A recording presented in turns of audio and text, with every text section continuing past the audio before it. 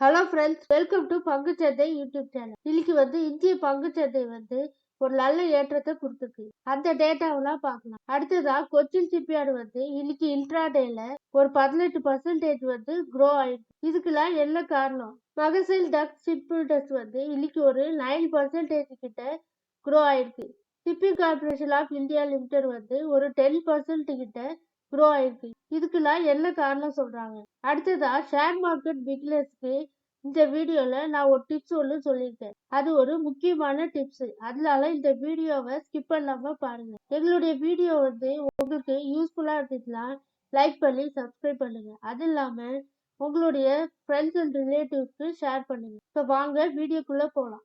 இன்னைக்கு மார்க்கெட்ல Sensex close ஆனது பாத்தீங்கன்னா 1196 புள்ளிகள்ல தொட்டிருக்கு. அதாவது 1.61% கெயின் ஆயிருக்கு. ஒரு நல்ல ஏற்றத்தை சென்செக்ஸ் இன்னைக்கு இந்திய பங்குச்சந்தையில கொடுத்துருக்கு. நிப்டி 50 பாத்தீங்கன்னா 369 புள்ளிகள் உயர்ந்து 1.64% கெயின் ஆயிருக்கு. நிப்டி பேங்க் ஒரு நல்ல அருமையான ஏற்றம் பாத்தீங்கன்னா 2.06% கெயின் ஆயிருக்கு. நிப்டி மிட் கேப் 100ம் 0.48% கெயின் ஆயிருக்கு. இன்னைக்கு எல்லா செக்டாருமே ஒரு நல்ல ஏற்றத்தை இந்திய பங்குச்சந்தையில கொடுத்துருக்காங்க.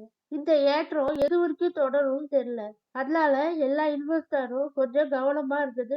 இந்த நேரத்துல நிறைய ஸ்டாக்கை நம்ம அக்குமுலேட் பண்ண வேணாம் நான் நினைக்கிறேன். ஏன்னா எலெக்ஷன் ரிசல்ட்டுக்கு அப்புறம் மார்க்கெட் இறங்கிச்சுன்னா அந்த டயத்துல நம்ம ஸ்டாக்கை அனலைஸ் பண்ணிட்டு லோ வேல்யூவேஷன்ல இருந்தா அந்த ஸ்டாக்கை நம்ம அக்குமுலேட் பண்ணலாம் அப்படின்னு நான் நினைக்கிறேன். இன்னைக்கு நிப்டி 50 பாத்தீங்கன்னா டே ரேஞ்சில் 22,577 புள்ளிகள்ல ஸ்டார்ட் ஆச்சு. அதோட ஹை 22,993 ஹை தொட்டிருக்கு. க்ளோஸ் ஆகும் போது 22,967 புள்ளிகள்ல க்ளோஸ் ஆயிருக்கு. 1.64% க்ரோ ஆயிருக்கு. நிப்டி பேங்கும் பாத்தீங்கன்னா ஒரு நல்ல ஏற்றம். இன்னைக்கு டே ரேஞ்சில் 47,873 புள்ளிகள்ல ஸ்டார்ட் ஆச்சு. ஹை 48,879 வரைக்கும் போயிருக்கு. க்ளோஸ் ஆகும் போது நிப்டி பேங்க் க்ளோஸ் ஆகும் போது 48,768 புள்ளிகள்ல தொட்டிருக்கு. அதாவது 2.06% இன்னைக்கு ஒரே நாள்ல ஒரு நல்ல ஏற்றத்தை கொடுத்துருக்கு.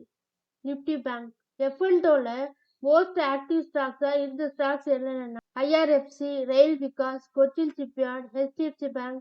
இந்த ஸ்டாக்லாம் மோஸ்ட் ஆக்டிவ் ஸ்டாக்ஸா இருந்திருக்காங்க. F&Oல டாப் கெய்னர்ஸா இருந்த ஸ்டாக் என்னென்னா Adani Enterprises, Motherson, Adani ports, Voltas, Vodafone Idea. Nifty 500ல 52 வீக் ஹையை டச் பண்ண ஸ்டாக்ஸ் எதுனா Garden Reach Shipbuilders, Cochin shipyard, Mazagon dock, rail Vikas, Bharat dynamics. இந்த ஸ்டாக்லாம் 52 வீக் ஹையை டச் பண்ணிருக்காங்க. 52 வீக் லோல இன்னைக்கு எந்த ஸ்டாக்குமே இல்ல. அந்த அளவுக்கு இன்னைக்கு பங்கு சந்தை ஒரு நல்ல ஏற்றத்தை கொடுத்துருக்காங்க. செக்டாரல் இண்டிசஸ்ல இன்னைக்கு அதிகமான கெயின் கொடுத்த செக்டார் எதுனா Nifty bank. Nifty bank first Nifty auto 2.25%. அடுத்ததா நிப்டி பேங்க் 2.06% கெயின் ஆயிடுச்சு. இப்ப FII DI டேட்டா பார்க்கலாம். FII DI டேட்டா பாத்தீங்கன்னா இந்த மாசம் ஃபுல்லா FII வித்துட்டே தான் வராங்க. ஆனா மார்க்கெட் ஒரு நல்ல ரேலி ஆயிட்டே இருக்கு. இதுக்கெல்லாம் என்ன காரணம்னே தெரியல. அதனால பார்த்து கவனமா இருக்கிறது நல்லது. மந்த் டில் டேட் இது வரைக்கும் பாத்தீங்கன்னா FII -38,186 கோடிக்கு வித்திருக்காங்க. நெட் செல்லர்ஸா இருக்காங்க. DI 38,331 கோடிக்கு நெட் பர்ச்சேசரா இருக்காங்க. இப்ப இண்டிவிஜுவல் ஸ்டாக் நியூஸை பத்தி பார்க்கலாம். மாமா ஷேர்ஸ் ரெவன்யூ பாத்தீங்கன்னா 21% ரைஸ் ஆயிருக்கதாகவும் 471 கோடிக்கு அதிகமா இருக்கதாகவும் Q4 நெட் ப்ராஃபிட் 30 கோடியே அதிகரித்திருக்கதா ஒரு செய்தி சொல்றாங்க. ஓவராலா இன்னைக்கு மார்க்கெட் ஃப்ரெஷ் ஆல் டைம் ஹையை டச் பண்ணியிருக்கதாகவும் நிப்டி க்ளோசஸ் பாத்தீங்கன்னா 22,950 புள்ளிகளுக்கு மேல போயிட்டு இருக்கு. சென்செக்ஸ் 1197 புள்ளிகள்ல சென்செக்ஸ் 1197 புள்ளிகள் பாயிண்ட்ஸ்ல அப் ஆயிருக்கு. பேஜ் இண்டஸ்ட்ரியோட Q4 நெட் ப்ராஃபிட் ரைஸ் ஆயிருக்கு. அதாவது 38% ரைஸ் ஆயிருக்கதாகவும் 108 கோடிக்கு ரைஸ் ஆயிருக்கதாகவும் ரெவன்யூ 3% அப் ஆயிருக்கதாகவும் ஒரு செய்தி சொல்றாங்க. தீபக் நைட்ரேட் ஷேர்ஸ் இன்னைக்கு 7% டிக்ளைன் ஆயிருக்கதாகவும், அதாவது வீக்கான Q4 ரிப்போர்ட் வந்து குடுத்திருக்கதாக ஒரு செய்தி சொல்றாங்க. ஐடிசியோட Q4 ரிசல்ட் வந்து நெட் ப்ராஃபிட் வந்து 1.3% வந்து ஃபால் ஆயிருக்கு. 5020 கோடிக்கு வந்து குடுத்திருக்காங்க நெட் ப்ராஃபிட். ஃபைனல் டிவிடெண்டா டிக்ளேர் பண்ணி, அதாவது ஐடிசியோட ரெவன்யூ வந்து 17,750 கோடியா கொடுத்துருக்காங்க. அதாவது 1.40% வந்து ரைஸ் ஆயிருக்குதா. இதெல்லாம் வந்து டொபாக்கோ மற்றும் எஃப்எம்சிஜி இதுல இருந்து வந்ததாகவும் இந்த ரெவன்யூ வந்ததாகவும் ஒரு செய்தியை சொல்றாங்க. அடுத்ததா இன்னைக்கு கொச்சின் ஷிப்யார்ட் ஸ்டாக் வந்து இன்னைக்கு இன்ட்ராடேல ஒரு 18% வந்து க்ரோ ஆயிருக்கு. ஒரு நல்ல ஏற்றத்தை கொடுத்துருக்காங்க. இதுக்கு என்ன காரணம்னா, கொச்சின் ஷிப்யார்ட் ஷேர் வந்து இன்னைக்கு கெயின் ஆகிறதுக்கு என்ன காரணம், அவங்ககிட்ட ஒரு நியூ ஆர்டர் வந்து வந்திருக்கு. அதாவது யூரோப்பியன் கிளைண்ட் கிட்ட இருந்து ஒரு நியூ ஆர்டர் வந்து வந்திருக்கதாகவும், அது எதுக்காகனா construction of hybrid service operation vessels, அதை வந்து கன்ஸ்ட்ரக்ஷன் பண்றதுக்காக ஒரு ஆர்டர் வந்து பெற்றிருக்கதாகவும், இந்த காரணத்தினால இன்னைக்கு இந்த ஸ்டாக் வந்து க்ளோஸ் ஆகும் போது ஒரு 18% வந்து ஒரு நல்ல கெயினை கொடுத்துருக்கு. இந்த ஸ்டாக்கை வந்து நம்ம இப்ப ஷார்ட் டேர்ம்ல கூட அக்குமுலேட் பண்ண வேணாம்னு நான் சொல்லியிருக்கேன். ஏன்னா இப்ப மார்க்கெட் வந்து ஓவராலா ஆல் டைம் ஹைல தான் இருக்கு. அதனால இந்த நேரத்துல இந்த ஸ்டாக்கோட வேல்யூவேஷனும் கூடிட்டே இருக்கு. அதனால இந்த நேரத்துல இந்த ஸ்டாக்கை வந்து கன்சிடர் பண்ண வேணாம்னு நான் நினைக்கிறேன். இந்த ஸ்டாக் இன்னைக்கு டே ரேட்ல காலையில வந்து 1258ல ஓபன் ஆச்சு. ஹை பாத்தீங்கன்னா 1935, அதாவது 52 வீக் ஹைல தான் இருக்கு. இந்த ஸ்டாக்கை பத்தி அனலிஸ்ட் வந்து 50% வந்து பை பண்ணலாம், 25% ஹோல்டு பண்ணனாலும், 25% செல் பண்ணனாலும் அனலிஸ்ட் வந்து இந்த ஸ்டாக்கை பத்தி ப்ரிடிக்ட் பண்றாங்க. இந்த ஸ்டாக் வந்து இன்னைக்கு வால்யூம் அனலிஸ்ட்ல 2 கோடிக்கு வந்து வால்யூம் வந்து இன்க்ரீஸ் ஆயிருக்கு. கொச்சின் ஷிப்யார்டு கடந்த 3 இயர்ல பாத்தீங்கன்னா 881% வந்து க்ரோ ஆயிருக்கு. ஒரு நல்ல ஏற்றத்தை வந்து இந்த ஸ்டாக் வந்து கொடுத்துட்டே இருக்கு. ஆனா இந்த ஸ்டாக்கோட வேல்யூவேஷன் வந்து கூடிட்டே இருக்கிறதுனால கொஞ்சம் கவனமா பார்த்து நம்ம ட்ரேட் பண்ணணும். அடுத்ததா இன்னைக்கு மகசன் டச் ஷிப்பில்டர்ஸ் வந்து அந்த ஸ்டாக்குமே இன்னைக்கு வந்து 8.59% வந்து மார்க்கெட் க்ளோஸ் ஆகும் போது க்ரோ ஆயிருந்துச்சு. இந்த ஸ்டாக்கோட வேல்யூவேஷன் பத்தியும் நான் ஒரு வீடியோ போட்டிருந்தேன். அந்த வீடியோவோட லிங்க் வேணா டிஸ்கிரிப்ஷன் பாக்ஸ்ல தர, பார்த்து தெரிஞ்சுக்கோங்க. இந்த ஸ்டாக்குமே மார்க்கெட் க்ளோஸ் ஆகும் போது ஒரு 9% கிட்ட க்ரோ ஆயிருந்துச்சு. இந்த ஸ்டாக்கோட டே ட்ரெண்ட் பாத்தீங்கன்னா காலையில வந்து 2916ல ஓபன் ஆச்சு. ஹை வந்து 3208, க்ளோஸ் ஆகும் போது 3125ல க்ளோஸ் ஆயிருக்கு. இந்த ஸ்டாக்குமே ஒரு நல்ல ஏற்றத்தை தான் கொடுத்துட்டே இருக்கு. இந்த ஸ்டாக்கோட வேல்யூவேஷன் பத்தியும் நான் ஒரு வீடியோ போட்டு, அந்த வீடியோல வந்து இந்த ஸ்டாக்கை வந்து ஷார்ட் டேர்ம்க்கு கூட இப்போதைக்கு கன்சிடர் பண்ண வேணாம்னு நான் அந்த வீடியோல ஷார்ட் டேர்ம்க்கு கூட கன்சிடர் பண்ண வேணாம்னு சொல்லி, இது வந்து என்னோட கருத்து. அடுத்ததா shipping corporation of India limited, இந்த ஸ்டாக் வந்து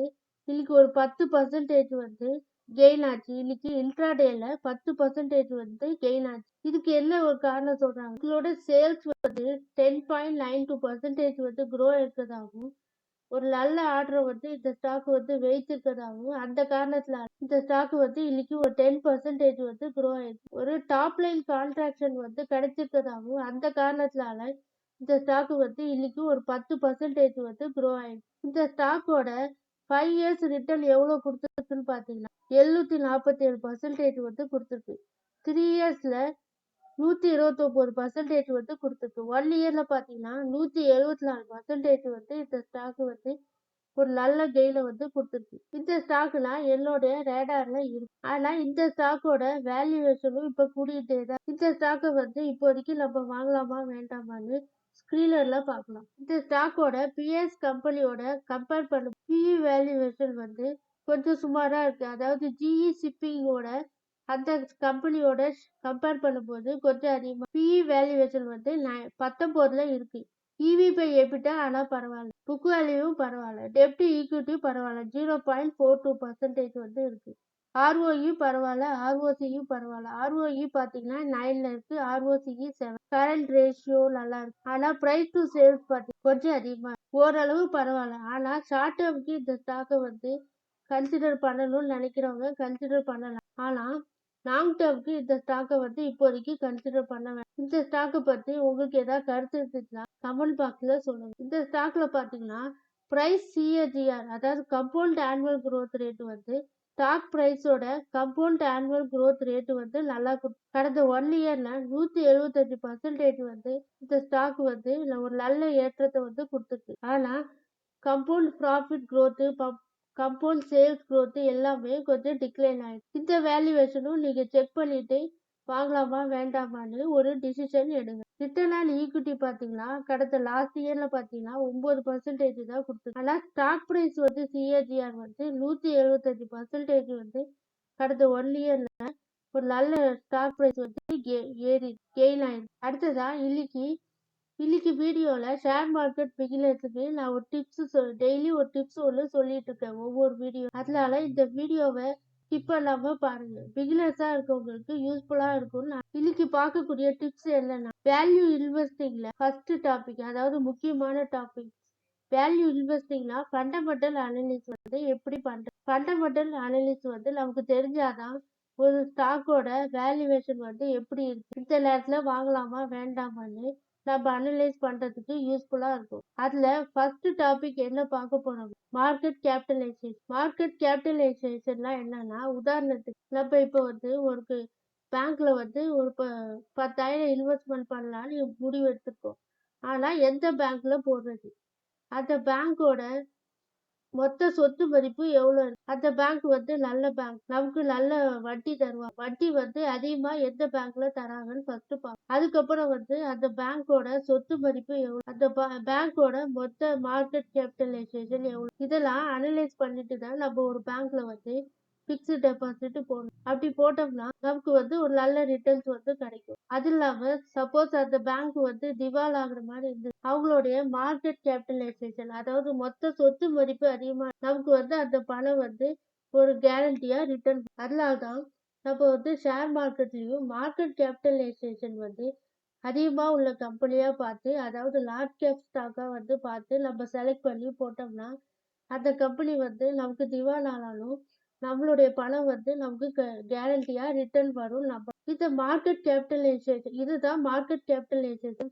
ஒரு கம்பெனியோட மொத்த சொத்து மதிப்பை தான் மார்க்கெட் கேபிட்டலைசேஷன் சொல்றோம். இதை வந்து நம்ம எப்படி கால்குலேட் பண்ணணும், அதாவது கரண்ட் மார்க்கெட் பிரைஸ். இப்ப உதாரணத்துக்கு ஒரு டிசிஎஸ் ஷேரோட கரண்ட் பிரைஸ் எவ்வளவுன்னு பாத்தீங்கன்னா 3890. இதுதான் கரண்ட் மார்க்கெட் பிரைஸ்ன்னு சொல்லுவாங்க. இதோட total number of outstanding shares, இந்த கம்பெனியோட அவுட்ஸ்டாண்டிங் ஷேர்ஸ் வந்து எவ்வளவு வச்சிருக்காங்க, அதாவது எஃப்ஐஐ டிஐஐ நம்மள மாதிரி இருக்க public investor, DI retail investor, இவங்கெல்லாம் எவ்வளவு ஷேர் வச்சிருக்காங்களோ அந்த டோட்டல் நம்பர் ஆஃப் அவுட்ஸ்டாண்டிங் ஷேர்ஸோட மல்டிபிள் பண்ணி வரக்கூடிய அமௌண்ட் தான் மார்க்கெட் கேபிட்டலைசேஷன் சொல்லுவாங்க. உதாரணத்துக்கு நான் ஒரு கம்பெனியோட உதாரணத்துக்கு போட்டிருக்கேன். அதாவது உதாரணத்துக்கு கம்பெனியோட நேம் வந்து XYZன்னு வச்சுக்கலாம். அந்த கம்பெனியோட அவுட்ஸ்டாண்டிங் ஷேர்ஸ் வந்து 10,000 உதாரணத்துக்கு வச்சுக்கலாம். ஆனா ஷேர் பிரைஸ் வந்து 200. இப்ப 10,000 × 200 மல்டிபிள் பண்ண மார்க்கெட் கேபிட்டலைசேஷன் வந்து எவ்வளவு வருது, 20 லட்சம் வருது. இதுதான் மார்க்கெட் கேபிட்டலைசேஷன்னா ஒரு கம்பெனியோட மொத்த சொத்து மதிப்பு. இதுதான் மார்க்கெட் கேபிட்டலைசேஷன். ஒரு கம்பெனியோட ஒரு ஸ்டாக்கோட current market price into number of outstanding shares, அதை மல்டிபிள் பண்ணா அந்த கம்பெனியோட மொத்த மார்க்கெட் கேபிட்டலைசேஷன் வரும். இப்படித்தான் நம்ம கால்குலேட் பண்ணோம். இந்த இன்ஃபர்மேஷன் வந்து உங்களுக்கு யூஸ்ஃபுல்லா இருந்துச்சுன்னா எங்களுடைய வீடியோவை லைக் பண்ணி சப்ஸ்கிரைப் பண்ணுங்க. அது இல்லாம உங்களுடைய ஃப்ரெண்ட்ஸ் அண்ட் ரிலேட்டிவ்ஸ்க்கு இந்த வீடியோ யூஸ்ஃபுல்லா இருக்கும்னு நினைச்சு அவங்களுக்கு ஷேர் பண்ணுங்க. எல்லாரும் டிஸ்க்ளைமரை பார்த்துக்கோங்க. நான் ஒரு செபி ரிஜிஸ்டர் அனலிஸ்ட். நீங்க ஏதாவது ஸ்டாக்ல இன்வெஸ்ட்மெண்ட் கன்சல்ட் பண்ணிட்டு நன்றி, வணக்கம்.